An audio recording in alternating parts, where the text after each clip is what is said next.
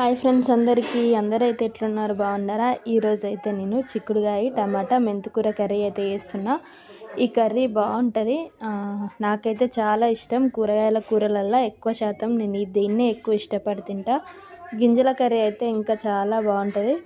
కానీ ఇప్పుడైతే గింజలు దొరకవు కదా, అందుకే కొన్ని రోజులు అయితే కావాలి, గింజలు కావాలంటే. అందుకే కర్రీ అయితే చేస్తున్నాం. ఇది కర్రీ అయితే మా ఆయన కోసం చేస్తున్నా. మా ఆయనకు కూడా చాలా ఇష్టం.